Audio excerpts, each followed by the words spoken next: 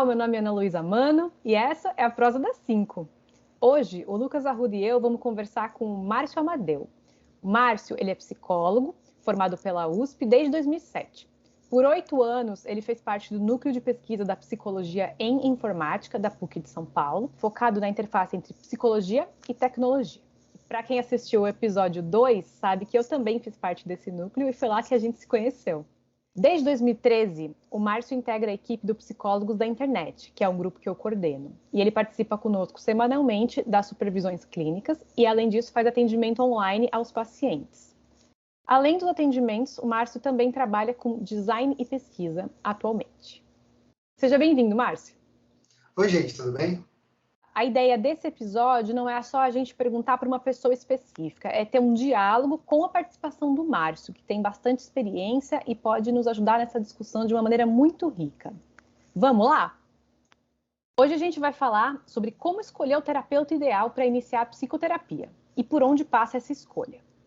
Mas antes de iniciar, eu acho importante fazer uma nota. É importante ressaltar que existem diversos profissionais habilitados para praticar a psicoterapia atualmente. No Brasil, não há uma legislação que traga exclusividade dessa prática aos profissionais da psicologia. Um psicanalista, por exemplo, pode praticar a psicoterapia psicanalítica. Um psiquiatra também pode praticar a psicoterapia. Pessoas que trabalham com coaching podem oferecer esse serviço e por aí vai. A ideia aqui não é entrar no mérito dos diferentes tipos de formações dos praticantes da psicoterapia, mas eu acho importante ressaltar que essa questão existe. Então, quando alguém vê escrito que o profissional oferece serviço de psicoterapia, não necessariamente isso significa que essa pessoa é psicóloga. Hoje, a gente vai focar na explicação sobre o que é psicoterapia oferecida por psicólogos. Ainda assim, acho que cabe uma outra ressalva para diferenciar psicologia de psiquiatria, que ainda é uma confusão frequente para muitas pessoas. Então, eu queria começar por aí, com as perguntas que eu vou fazer, porque se a gente não sabe nem essa diferença, fica difícil de ter uma conversa nesse sentido.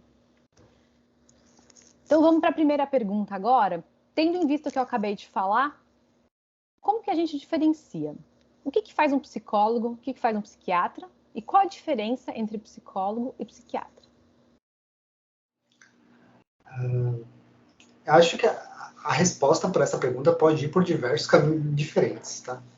Partindo de uma coisa mais concreta, assim, o psiquiatra, ele é um médico, alguém que teve uma formação em medicina, que fez uma especialização em psiquiatria, que, do ponto de vista, é alguém que lida com distúrbios, transtornos das emoções, assim, não necessariamente estão ligadas, tipo, ao corpo físico, mas é uma maneira de lidar com o sofrimento, que a gente chama de sofrimento psicológico. E é uma maneira que tenta identificar o que acontece com o nosso corpo, geralmente nosso cérebro, mas não só o cérebro, assim, o que acontece com essas mudanças que acontecem no nosso corpo, que tem como consequência desde um comportamento desejado até alterações de personalidade. Então, não visa entender, por exemplo, assim, não é somente baseado na história do paciente, assim, é baseado nessa dinâmica física biológica, é um modo de entender o ser humano. O psicólogo tem uma linha um pouco diferente, assim. A psicologia, ela é uma ciência, e eu acho que é bom frisar que é uma ciência, porque a gente esquece disso às vezes. É uma ciência que estuda os fenômenos psicológicos, entre eles as questões que também tem transtornos e distúrbios, mas que tenta olhar o comportamento a partir de uma via mais humana e menos biológica. Então, como fica na prática? Quando você consulta um psiquiatra e você conversa sobre história de vida, ele pode acabar te citando remédios que vão diminuir os sintomas e lidar com aquele quadro que ele identificou. Já no psicólogo, são conversas que vão ajudar você a entender questões que estão na sua vida. E podem ser questões imediatas, como, por exemplo, o medo de entrar num avião, o medo de voar, ou questões mais profundas que têm a ver com a sua infância, com o seu futuro, para você se autoconhecer. É, bem por aí mesmo, né, Márcio? O psicólogo, por exemplo, ele é formado na faculdade de psicologia, enquanto o psiquiatra é formado na faculdade de medicina. O psicólogo, ele é registrado no Conselho Regional de Psicologia, ou no Conselho Federal de Psicologia, e o psiquiatra é no Conselho Regional de Medicina, né? Então tem CRP e CRM, né, que são denominações diferentes aí. O psicólogo, por exemplo, ele não receita remédio, né? O psiquiatra, ele já receita. O psiquiatra também pode pedir exames, né?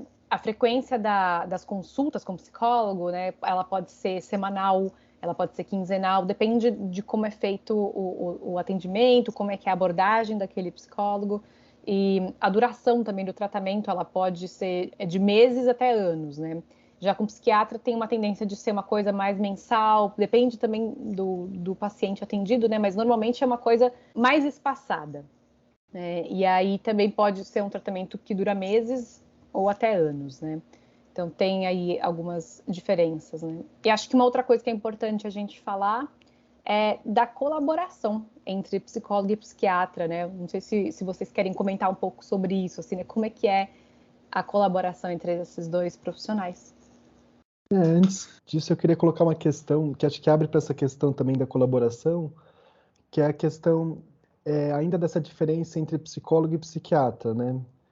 Porque quando uma pessoa está com alguma questão, né, e ela não conhece muito bem ambos, né, tanto o psicólogo, ela nunca foi, né, ou nunca se consultou com um psiquiatra, o que ela faz, né? Ela vai no psicólogo ou vai no psiquiatra, né? E eu fico pensando que os dois vão ter uma ajuda, né, que tem as suas diferenças, né, porque o psiquiatra pode receitar medicação, o psicólogo não pode receitar, né, porque ele não fez medicina, então ele não vai receitar uma medicação. E tem uma questão da diferença entre os dois, que é a diferença diagnóstica, né? Então, quando o psiquiatra vê o paciente, ele faz um diagnóstico, né, desse paciente. Ele tem depressão, ele tem um grau de autismo misturado com tal coisa, assim, né? Então, ele vai definir, vai enquadrar, né? E esse diagnóstico, falando um pouco da área da psicanálise, né, ele também existe na psicoterapia, né? O psicanalista ele vai pensando no norte que também tem um diagnóstico, né? Só que o diagnóstico é como se fosse um guarda-chuva, né? É um guarda-chuva que contempla muitas singularidades, né? Pessoas diferentes. Então, uma pessoa que tem depressão não é igual a outra pessoa que tem depressão, né? Uma pessoa que tem bipolaridade tem suas especificidades que é só dela, né? Então, isso, às vezes, o psiquiatra tem que estar muito atento para ver as particularidades de cada pessoa, até para poder ajustar as medicações, né? Mas corre um risco também da pessoa se vendo encaixada num grande guarda-chuva da depressão, por exemplo, não se investigar mais. Qual é a razão dessa depressão, né? Por que isso está acontecendo com ela especificamente, ou naquela época da vida, o que aconteceu, né? E o psicólogo tem que ficar atento a isso. Então, assim, o psiquiatra pode ou não receitar alguma medicação que pode, por vezes, tranquilizar, ou pode segurar uma barra importante para a pessoa, dar uma continência, né, em algum momento. Mas o psicólogo ele auxilia, eu acho, agora também falando como eles se ajudam, né, o psicólogo e o psiquiatra, a pensar essa singularidade da pessoa, né? Que bipolaridade é essa, né? De onde vem, né? E acho que ambos, o psicólogo e o psiquiatra, é importante que eles possam conversar também, né? Ter esse contato em alguns casos para que eles possam falar justamente sobre essa peculiaridade, né, de como se manifesta naquela pessoa, aquela determinado diagnóstico, né. Então, acho que tem alguns psiquiatras, a gente ouve algumas críticas, né, que eles atendem, mas não conversam com a pessoa, né. Então, a pessoa fala uma lista de sintomas, então, eu tranco a porta 10 vezes antes de sair de casa. Eu lavo a mão 100 vezes depois de tomar banho. Pronto, você tem toque, toma tal remédio, não preciso mais ouvir mais nada, né? Sabe, fazendo uma imagem bem caricatural, assim. Mas isso faz com que a pessoa não possa ir trabalhando também esse lado emocional, né? Esse lado, o que está acontecendo, por que aconteceu com ela aquilo naquele momento, né? Com aquela configuração de relacionamentos que ela tem, com a história de vida que ela tem, né? Com as perspectivas de futuro, né? Então, acho que essa comunicação é muito importante, né? E acho que na maioria dos casos ela tem que ser buscada, assim, né? A comunicação com psiquiatra e psicólogo, e ambos contemplam aspectos diferentes desse tratamento, né? Desse projeto de tratamento, né? Que acho que esse é outro tema, né? O projeto, né? Do tratamento de uma pessoa. É um ponto bem interessante mesmo. Eu fico pensando uma maneira legal de explicar, talvez seja com alguns exemplos, na minha cabeça. transtorno de ansiedade, por exemplo. É uma condição que pode ter diversos sintomas, assim, é muito variado. Um dos sintomas possíveis que pode acontecer é você começar a chorar e ficar chorando o tempo todo, e não conseguir parar de chorar. Às vezes até o evento que te levou a sentir aquela emoção já passou, você não sentiu emoção, mas seu corpo continua chorando e você não consegue fazer mais nada da vida. Por esse caso, o mais indicado é ser um psiquiatra para você conseguir entender, além de entender o que acontece com você, encontrar alguma medicação que te faça parar de chorar para poder voltar à vida. Então ele vai resolver aquele sintoma específico. É bem comum que os psiquiatras trabalhem em cima dos sintomas. E pensando nisso, se isso fosse, por exemplo, um sintoma do transtorno de ansiedade. Já a psicoterapia, ela vai te ajudar a entender de onde veio esse transtorno de ansiedade. Por que você tem o transtorno de ansiedade? O que isso é quase que independente de abordagem. Assim, o que aconteceu com você que fez você desenvolver esse transtorno de ansiedade e o que você pode fazer para diminuir isso? Então, se você vai no psiquiatra que te receita remédio que suprime os sintomas, talvez a causa do transtorno de ansiedade continue lá na sua vida o tempo todo. Se você faz a psicoterapia, se você consegue passar por um processo de psicoterapia em que você vai entender esse transtorno de ansiedade, você vai ficar bem. Mas, ao mesmo tempo, você não vai conseguir fazer uma psicoterapia se você ficar chorando o tempo todo e não conseguir parar. Então, do meu ponto de vista, eles atuam sobre a mesma coisa, mas de lados bem diferentes, e por isso que um trabalho colaborativo é bem visto. Eu achei muito importantes essas colocações que vocês fizeram, porque realmente essa colaboração ela é fundamental, assim, né? Às vezes uma coisa não funciona sem a outra.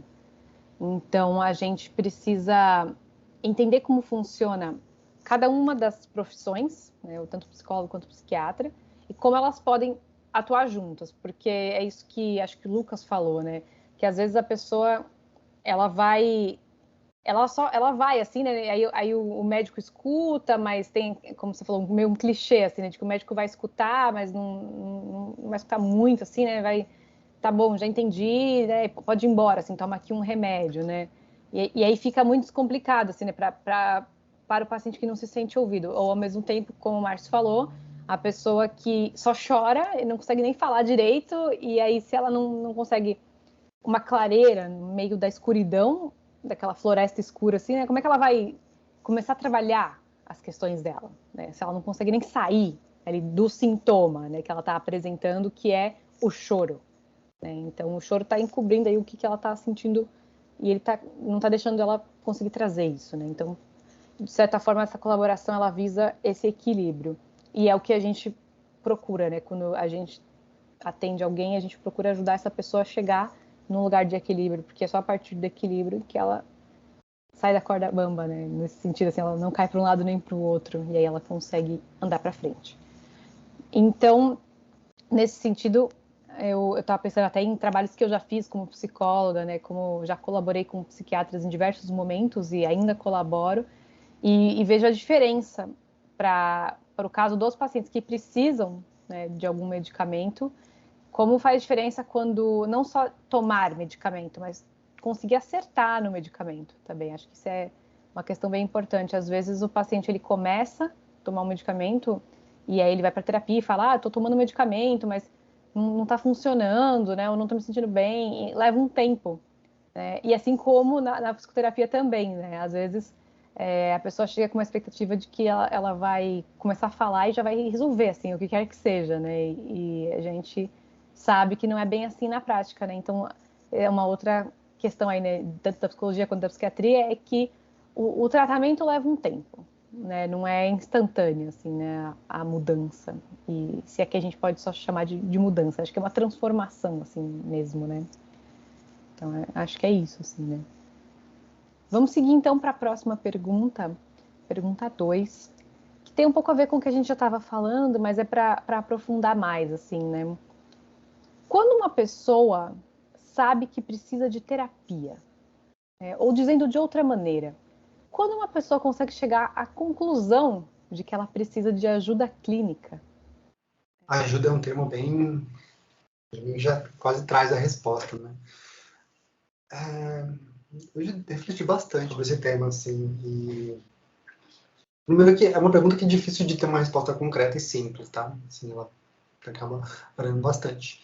Mas eu gosto de partir do princípio em que existem sofrimentos que a gente não entende.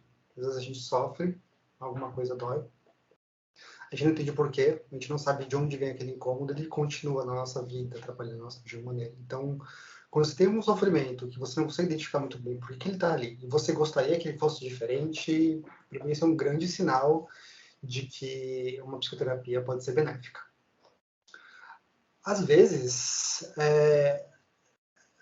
a gente acha que aquilo que faz a gente sofrer é uma questão principal, e a gente começa a fazer a psicoterapia e vai descobrindo outras coisas que estão ligadas àquilo, ou que são fonte de um sofrimento maior. Isso é bem comum. Mas eu acho importante a gente se basear nesse sofrimento que não está compreendido, sabe, que está fora da nossa consciência, mas que está lá, presente no dia a dia. Mas eu acho que essa resposta ela pode ser um pouco melhor, porque hoje em dia, eu não acho que esse é o único motivo pelo qual as pessoas devem procurar uma ajuda psicológica. Hoje, se você quer apenas se autoconhecer, se a sua vida mudou, sua vida está estagnada, você não tem um sofrimento identificado, mas você sente que tem alguma coisa escondida, algo que você gostaria de compreender melhor a respeito de você mesmo, que pode ser um sofrimento ou não, a psicoterapia pode ajudar também. Eu acho que esse é um motivo bem válido hoje. Eu digo isso porque as rotinas das pessoas, elas são bem diferentes. Assim, elas mudaram bastante nos últimos 30, 40, 50 anos, assim, e os nossos modos de viver. A gente está aprendendo novos modos de viver, tipo, a sociedade muda de tempos em tempos, então, além do sofrimento, é bem comum que a gente queira buscar o nosso lugar no mundo, entender melhor qual que é o nosso lugar no mundo. Então, eu parto do sofrimento, acho que esse deve ser o motivo básico pelo qual alguém pode procurar psicoterapia, mas eu não acho que ele é o único. A resposta começa nesse movimento. Eu fico pensando também que tudo que a gente faz na vida, né, tem muita riqueza, assim, no sentido de pensar o sentido daquilo que a gente faz, né? Nesses casos, você falou que não tem uma coisa emergente, uma coisa urgente, né? Mas, por exemplo, a escolha da profissão, né? A escolha da profissão a gente escolheu porque a gente tem uma história de vida, porque fulano escolheu medicina, porque sofreu um acidente quando era criança e foi para o hospital e aí viu lá os médicos, então tem todo um significado, né? Então, todas as escolhas de vida que a gente vai fazendo, todas estão tem muita riqueza psíquica, né? Para investigar e para poder se aprofundar mais, né? E se apropriar mais desses sentidos, né? Só que quando tem alguma coisa na vida, né, como você falou, né, Márcio, que é uma coisa de uma escolha, uma coisa que ela vai fazendo, ou às vezes sem mesmo ter uma escolha, mas algo que ela faz impulsivamente ou sem mesmo ter controle, mas que incomoda ela, né? Que ela não quer mais ter aquilo, não quer mais um sintoma, né, que a gente fala, né? E eu queria fazer uma ressalva também, uma lembrança de casos em que a pessoa está sofrendo tanto e às vezes está sofrendo há tanto tempo na vida que ela não consegue pedir ajuda, ela não consegue nem chegar nesse ponto de procurar uma ajuda, assim, né? O trabalho que eu faço como acompanhante terapêutico é justamente um trabalho que inclusive é outra modalidade, que não é psicoterapia, mas é um dispositivo que pessoas de diversas formações até podem executar, né? Mas ele é um dispositivo do sistema de saúde, né, que a gente tem, e ele ajuda as pessoas nesses momentos de crise, né? Então, quando a pessoa está uma depressão profunda, uma melancolia muito severa, está dentro de casa, não consegue sair, por exemplo, né? E aí o acompanhante terapêutico vai até a casa dessa pessoa, né? Então é fora do consultório, né? Uma coisa na rua, na cidade, nas casas, né? E aí a pessoa vai lá e começa a conversar com a pessoa, né? E começa a tentar construir com ela um pedido de ajuda, né? Porque ela, na maioria dos casos que o acompanhante terapêutico chega, quando a pessoa está muito em crise, muito entrando num processo muito difícil, assim, a pessoa nem quer o AT, né? O acompanhante terapêutico, né? Ela não quer nem me receber na casa dela, né? Então, por isso que o sinal de ajuda vem dos outros, né, dos familiares, né? Então, acho que é muito importante também ouvir, né, o que os familiares têm a dizer em alguns momentos sobre algumas pessoas, né, da família, né, ou pessoas próximas que começa a se movimentar em alguma situação em que a pessoa não consegue ela mesma pedir ajuda, né? Ela está tão próxima da dor que ela não consegue nem ver que está doendo direito, né? Então são os casos graves que a gente fala, né? Os casos mais limites, assim, né? Lucas, eu estava pensando nisso também. Às vezes a família precisa pedir ajuda pela pessoa, assim, em nome da pessoa, ou algum amigo, né, alguma outra pessoa que se preocupa, que percebe que a pessoa não está conseguindo. Né? E acho que isso é bem comum até, né? Você falou que são os casos mais graves e tal, mas muitas vezes, por exemplo, a ideia de que a pessoa chega a um psicólogo através de um membro da família ou de um ente querido e aí acaba fazendo consultas para si mesma, né? Em um determinado momento percebe que também está precisando do atendimento, assim, né? A questão é mais ampla do que só a outra pessoa, né? E por aí vai. Ou chega já assim, vim porque eu não sei lidar com a pessoa, né? Vim aqui para aprender a lidar com a pessoa. Acaba também sendo uma forma de iniciar um processo da própria terapia, né? Porque lidar com a outra pessoa vai falar de você, né? Como você vai fazer isso, né? Você que vai lidar, né? Então ainda é falar de si, né? Eu acho que a gente chega num ponto importante também, que é, de novo, independente da abordagem, para a psicoterapia ser efetiva, é importante que a pessoa que busca a psicoterapia queira de fato fazer psicoterapia. Eu digo isso porque é bem comum as pessoas procurarem esse tipo de serviço porque o pai e a mãe obrigaram, o esposo e a esposa obrigaram, o trabalho mandou, o médico específico mandou, e as pessoas vão meio que cumprir uma obrigação, sabe? Tem que estar lá, tem que contar da vida à força para um estranho, você não quer. E a base do trabalho da psicoterapia, ele é no vínculo que você cria com o profissional. Então tem que ser alguém que você confia, que você se sente à vontade e que você possa falar daquilo que é esquisito, daquilo que te incomoda, daquilo que você não pode falar em outros lugares. E para isso, eu digo que o mínimo é você ter o desejo de fazer uma psicoterapia. Sem isso fica bem difícil. Eu não sei as próximas perguntas, mas eu fiquei pensando uma coisa dos diferentes tipos de tratamento, né, que tem, né? E às vezes eu vejo pessoas tão desesperadas assim com a vida, procurando ajuda, e aí fazem uma multiplicidade de tratamentos, né? Como, por exemplo, vai faz desde massagens até, mesmo às vezes está fazendo psicoterapia também, mas aí faz um ritual de ayahuasca, daí faz uma vivência não sei aonde, aí faz um retiro, aí faz assim, não querendo diminuir essas práticas, né? Eu acho que são práticas muito interessantes e complementares também, que despertam muitas coisas, né? Mas eu fico pensando nesse aspecto da pessoa poder se enraizar também em alguma dessas práticas, né? Alguma dessas coisas para poder, porque às vezes o movimento dela intenso também conta com um sintoma que ela está tendo, de não conseguir parar um pouco para olhar o que está acontecendo, né? Para tentar processar, né? Um dos méritos da psicoterapia é que ela desperta muitas coisas, mas ela tem um tempo privilegiado de processar essas coisas também, né? Então, tem um tempo de... Às vezes, a pessoa pode ir no ayahuasca, né? Tem todo um contorno, uma continência, né? Do ritual e tudo, mas nem sempre ela tem todo o tempo a partir da conversa, né, de poder entendendo tudo que surgiu ali, né, tudo que apareceu, ou tudo que ao longo de um tempo, né, que a psicoterapia são sempre uma frequência semanal, muitas vezes, né. Então, pensando em tudo isso que a gente está falando aqui, né, eu vou até entrar para a pergunta 3 já. E a pergunta 3 parece simples, mas talvez a resposta não seja. Quais as características de um bom terapeuta? Interessante essa pergunta e acho que vou pegar o gancho do que o Lucas comentou aqui sobre a ayahuasca. O saber sobre como cuidar de alguém em relação aos sofrimentos psíquicos não é um saber de agora. Existe há milhares de anos, cada cultura lida com isso diferente. Tem gente que lida com isso com a ayahuasca, tem gente que vai na igreja, tem gente que segue a sua religião, tem os comandos específicos. Tem diversas maneiras, assim. E é até difícil comparar a eficácia disso comparado com a psicologia. Mas a psicologia, ela tem uma estrutura que é importante a gente falar aqui. A psicologia é baseada em ciência, o que significa que as pessoas estão estudando aquele método de como cuidar das pessoas há bastante tempo. E além de estudar aquele método, a gente consegue testar, assim, experimentar com métodos diferentes, ver o que funciona, o que não funciona, ter um grau maior de certeza do que funciona e não funciona, e segue uma ética.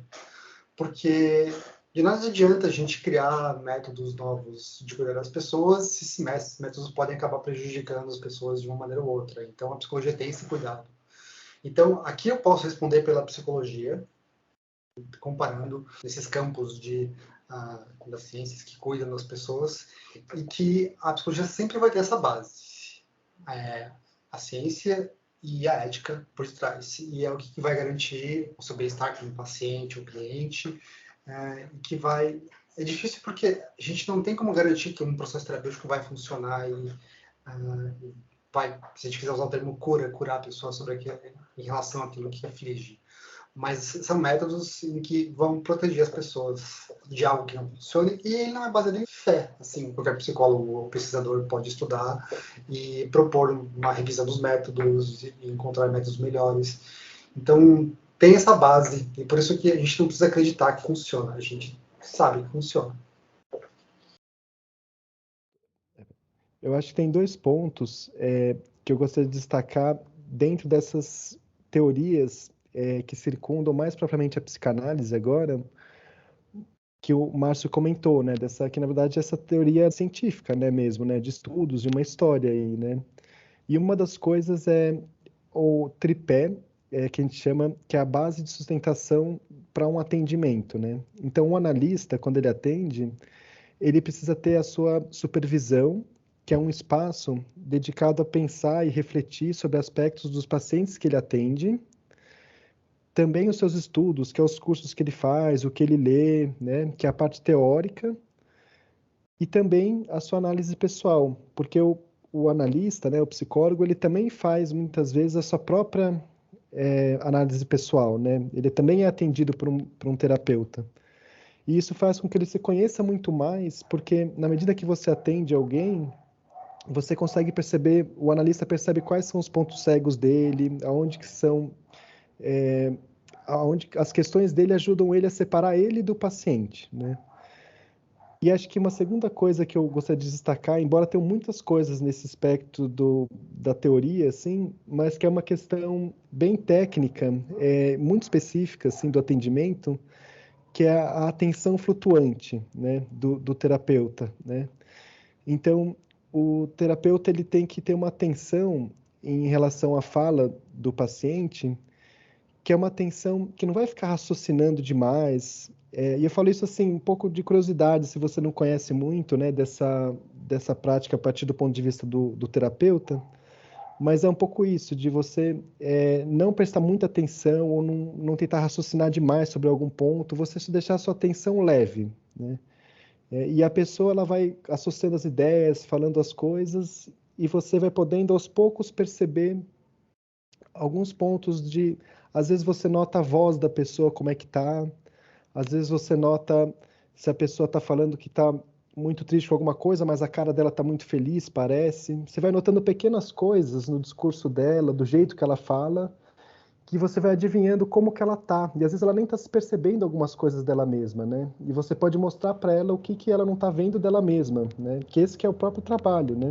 Que seria tornar o inconsciente consciente, né? Que é outra referência também, um dos objetivos da análise, né?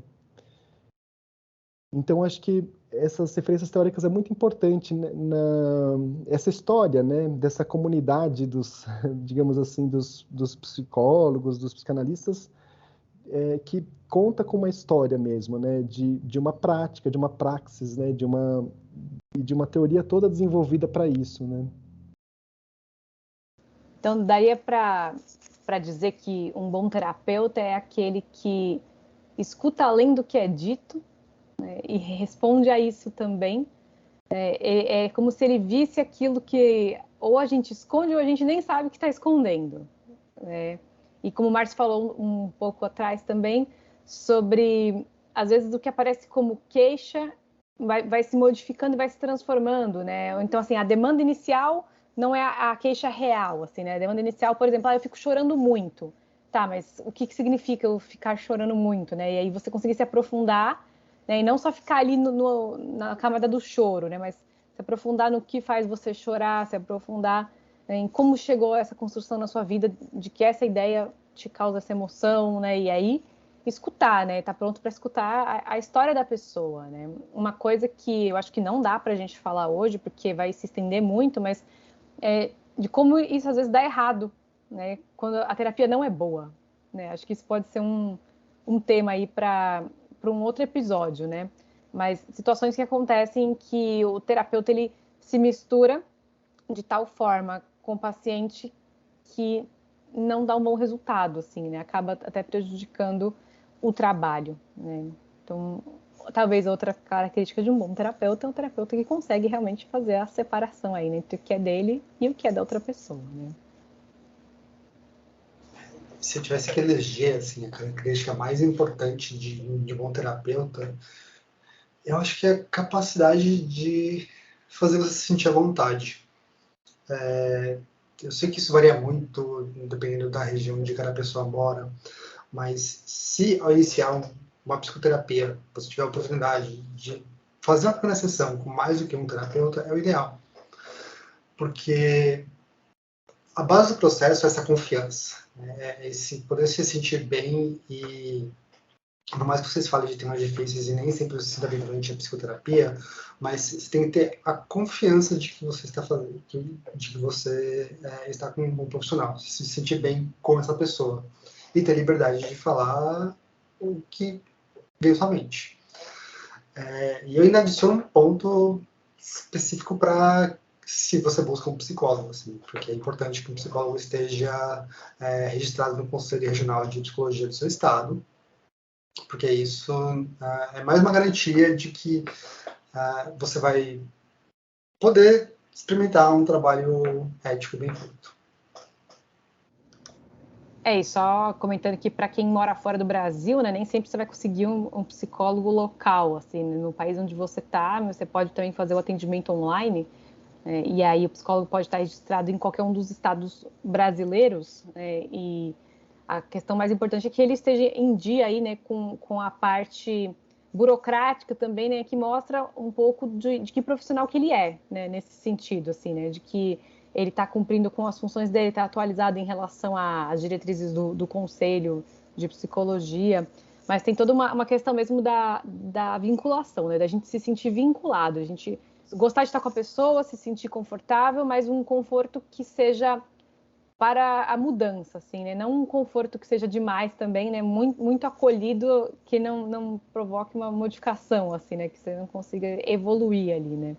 Então tem uma linha tênue aí, né? Como eu falei, talvez a gente faça um episódio sobre isso, assim, né? Sobre para onde isso pode ir, né? Nessa relação. Eu achei interessante isso por um lado, o paciente e o terapeuta, né? Eles têm que estar tem que ter esse encontro, né? E esse sentir à vontade, que isso é fundamental mesmo, né? Mas também o terapeuta pode algumas vezes fazer um contraponto, né? Ou ter não ficar tão encontrado, mas ter algum desencontro também, né? Mas também essas coisas têm que ser construídas em prol de se sentir à vontade, né? De um poder elaborar suas coisas, pensar outros pontos, né? Na terapia não deveria ter assunto proibido, né? Mas tem formas de os assuntos poderem ser trabalhados também, né? E formas dessa relação ir se desenvolvendo, porque a terapia é uma relação entre duas pessoas. No sentido de estar ali, de se dispor a estar diante de uma outra pessoa falando de você. Como o Márcio disse, um estranho, né? Você começa a conversar com um estranho sobre você. E tem casos assim, também que o terapeuta não é um estranho, né? Que um terapeuta é alguém que você já tinha ouvido falar ou foi indicação de alguém que você conhece, você confia, né? Isso também já gera uma menor estranheza, né? E mais abertura para ter essas conversas, né? E por aí vai. Engraçado, né? Porque o terapeuta é um estranho no começo para o paciente, mas depois, logo no segundo momento, o paciente é um estranho para ele mesmo, assim, né?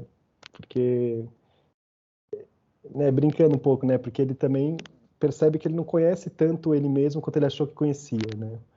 Isso que é o desafio, né? E um estranho, o terapeuta como um estranho que acaba habitando ali junto com a pessoa grandes partes da intimidade dela, né, de coisas mais profundas, assim, né, também um estranho que me conhece intimamente, né. A gente usa muito o termo vínculo para descrever essa relação que é próxima, mas é diferente. E uma coisa bem concreta que eu acho legal de trazer aqui, não tem referência exata agora, mas uma pesquisa que eu vi alguns anos atrás comentava que o principal fator que tinha correlação, assim, que conseguia predizer o sucesso de uma psicoterapia, que tinha correlação com o sucesso, era justamente a capacidade de vínculo com o psicoterapeuta. Então, isso é tão forte que a gente consegue até provar numericamente. O Yalom, o autor que escreveu diversos livros, Irving Yalom, né? Ele, num dos livros dele, ele fala que o vínculo, né, que o terapeuta estabelece com o paciente é como aquela avó, ele faz uma imagem assim, né, de uma avó que faz um prato, não lembro qual prato que ele falou no livro, mas um bolo, sei lá, que toda a família gosta muito, né? E quando pedem para aprender a fazer esse prato, ela vai mostrando tudo como é que faz, mostra como é que faz, tudo, que receita, que ingredientes coloca, tudo. Na hora de colocar no forno, quando todo mundo já aprendeu a fazer o prato, aí ela coloca os temperos e coloca no forno, para ninguém saber por que ficou tão bom, né? Ele faz uma brincadeira assim para falar que o vínculo é uma coisa que também se ensina tanto, né, nos cursos que a gente faz, né, mesmo na faculdade, né, essa questão do vínculo é tão importante numa análise, né, a questão de você conseguir perceber o outro na sua singularidade, né, uma coisa que até apareceu nos outros podcasts que a gente fez, né, da singularidade, de poder, como é que você está na frente dessa pessoa que é estranha e é familiar ao mesmo tempo, né, e como é que você pode estabelecer um vínculo a partir dessa relação tão paradoxal, né, que de fato, né, que o paciente ele conhece o terapeuta, mas ele não sabe nada da vida do terapeuta, né, então esse ingrediente aí que é colocado de última hora ali, né, que faz toda a diferença, né? Na verdade, é um respeito também que diz respeito a uma ética, né, a um tratar, né, a um cuidar, né? Vou fazer agora a quarta pergunta. Um terapeuta pode atender alguém que é muito diferente dele? Ou seja, o terapeuta tem que viver as mesmas coisas que o paciente para poder atender? O trabalho da psicoterapia, ele tem um método. Não é afinidade com o paciente que vai fazer o trabalho funcionar assim.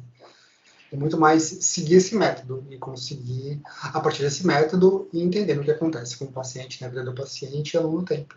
Esse método também garante que, de certa maneira, assim, para simplificar essa conversa, o terapeuta vai ser neutro naquela relação. Então, é como se você pode ser quem você quiser, ou você pode ser a pessoa que você seja na relação com o terapeuta, que ele vai ser uma posição de terapeuta neutro. Ele não vai contar sobre a vida dele, porque lá aquele é seu espaço e vocês vão investigar a sua vida, sobre o seu jeito, sobre as suas características e seguir um método. Então, não tem muito espaço para características pessoais influenciarem esse processo. Eu sei que o processo muda de pessoa para pessoa, mas é um processo que deveria funcionar com qualquer pessoa. E se houver alguma limitação, eu diria que são limitações mais práticas. Por exemplo, se eu tivesse que atender um paciente que fala francês, isso é um pouco difícil, porque eu não entender o que ele fala. Então, a gente tem que pelo menos falar a mesma língua, dialetos próximos, talvez. Então, assim, essas barreiras mais concretas existem, mas, dito isso, o método da psicoterapia, e eu acho que isso varia, assim, isso é quase que, de novo, independente de abordagem. O método da psicoterapia deveria funcionar com qualquer ser humano. Tem uma questão também que a gente ouve muito essa questão racial hoje em dia, que é uma pauta que está cada vez mais presente, né? E algumas críticas de pessoas negras, né, que falam, que buscam atendimentos com pessoas negras, né? Porque elas esperam encontrar alguém que entenda o que elas estão passando, enfim, o que elas. Eu concordo com você, Márcio. Eu acho que é possível, sim. Acho que é isso, sabe? Acho que é um desafio atender alguém com muitas diferenças, mas que é possível, assim, né? Mas alguma crítica que eu ouvi dos pacientes negros que procuram terapia, né, é que às vezes os analistas, eles falam que o analista às vezes pode dar um exemplo, assim, né, como se um analista que nega essa questão racial, por exemplo, né, um analista que acha que isso, por exemplo, não existe, ou que não sabe, como é que ele poderia olhar para essa coisa dizendo que isso não é real, né, e como que, fazer um exemplo bem radical, né, mas tem essa questão que eles levantam um pouco, né. Acho que esse é um ponto bem importante mesmo. Em primeiro lugar, acho que a gente acaba voltando para a pergunta anterior, assim, porque é essencial que o paciente se sinta à vontade como psicoterapeuta. Se para se sentir à vontade como psicoterapeuta, eu preciso de alguém. Se eu for negro, eu me sentir mais à vontade como psicoterapeuta negro, eu indicaria, sem a menor sombra de dúvidas. Então, assim, parte de uma necessidade do paciente, para poder. É quase que um pré-requisito para ele poder falar sobre as coisas que acontecem com ele. E eu concordo que tem vários psicoterapeutas antirracistas, não necessariamente negros. Mas se o paciente se sente mais à vontade nesse contexto, eu acho que isso é importante, deve ser levado em consideração. Voltando um pouco para a questão racial, assim, se o analista ou o psicoterapeuta tem dificuldade em compreender essa questão racial, no meu ponto de vista, é uma coisa que se esbarra numa coisa um pouco mais concreta. Então, como é que eu vou conseguir atender alguém cuja língua eu não entendo, cujo significado das palavras não fazem tanto sentido para mim?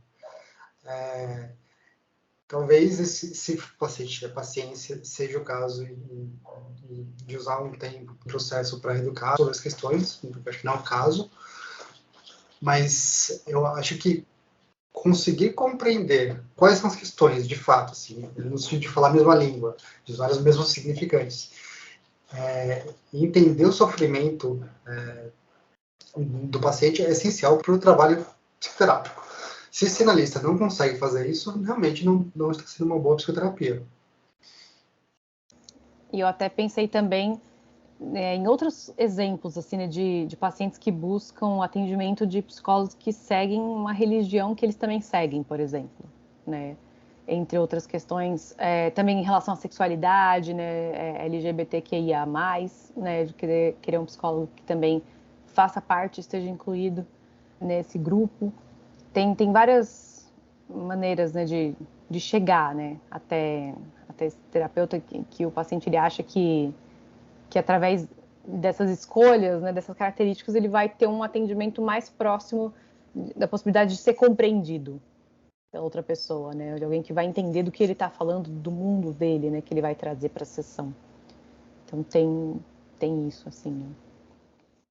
Então agora vamos para a última pergunta, nos encaminhando para o final da conversa aqui. Eu vou fazer uma coisa diferente na última pergunta. Eu vou deixar a pergunta para vocês, né? O que é essencial a gente falar, que talvez não tenha sido falado ainda, para a pessoa que está nos escutando ou nos assistindo, que quer escolher um terapeuta? Eu tenho uma resposta que eu acho que é uma resposta que vai muito de encontro a coisas que eu ando estudando assim, nos últimos meses, nos últimos anos. Que é quem pode fazer psicoterapia, de fato, né? E aqui eu estou pensando no contexto da nossa sociedade, do nosso país. A psicoterapia, por padrão, assim, é um serviço particular. Você deve buscar por conta própria, você deve arcar com os custos das sessões e bancar a psicoterapia muitas vezes faz parte do processo psicoterapêutico, mas para muitas pessoas isso é quase que um artigo de luxo. Assim, é um benefício que não cabe na vida. Não dá para todo mundo da população brasileira fazer psicoterapia. No Brasil, a gente tem o Sistema Único de Saúde, em que você pode encontrar psicoterapia em postos de saúde e conseguir fazer uma psicoterapia ou então ter algum tipo de atendimento em serviço tipo CAPS. Meu ponto é, você consegue ser atendido no serviço público de saúde, muitas vezes dependendo de onde você mora. E Eu acho que é importante a gente dizer que a psicoterapia ela é importante, tem uma capacidade muito grande de conseguir ajudar as pessoas, mas não é acessível, infelizmente, a todo mundo que mora no Brasil neste momento. Então, se tiver difícil para você encontrar um psicoterapeuta, você tem algumas alternativas. Se você mora em capitais, talvez você tenha um bom acesso ao sistema único de saúde, e lá você consegue encontrar uma psicoterapia com algumas limitações, não por conta dos profissionais, porque trabalhos lugares são ótimos, mas por conta das questões do próprio sistema único de saúde no Brasil hoje em dia. Você também consegue encontrar psicoterapia em faculdades que tem uma clínica escola, então você pode se cadastrar para ser atendido por pessoas que estão em processo de formação, mas que também tem uma supervisão mais próxima. Então, eu acho que se você tiver capacidade de arcar com os cursos de psicoterapia, ela pode ser muito benéfica, mas eu também quero que você que não tem essa capacidade ainda, saiba que você talvez tenha opções de fazer psicoterapia, mas que sejam um tanto limitado. Acho que é importante ter essa distinção, porque a gente não pode fugir dessa questão econômica, ainda mais no país onde a gente mora. Ah, legal, Márcio. Eu vou continuar a fala um pouco no sentido assim de que quem você for fazer a terapia, né? Se vai ser com alguém da abordagem X, ou vai ser alguém, uma pessoa branca, uma pessoa negra, uma pessoa gay, uma pessoa... Quem quer que seja que você queira fazer, né? Esses critérios que a gente usa para escolher os terapeutas, né? Que acho importante, acho que tem que ter critérios, assim, acho que faz parte, né? Inclusive. Mas a ideia é que esses critérios, ao passo que você comece a fazer a psicoterapia, esses critérios vão desaparecendo de alguma maneira, né? Porque a questão vira outra, assim. Você vai trabalhar com a sua história de vida, né? O que você, como você foi se tornando quem você é, né? O seu caminho.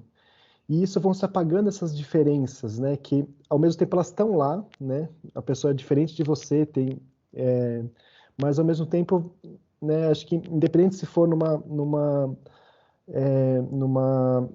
clínica escola, né? Independentemente se for terapeuta na rua, que existe também projetos que os terapeutas atendem na rua, pessoas que vão rotativamente, assim, ou onde é que seja, no consultório, na periferia ou na Vila Olímpia, mas a ideia é que tem o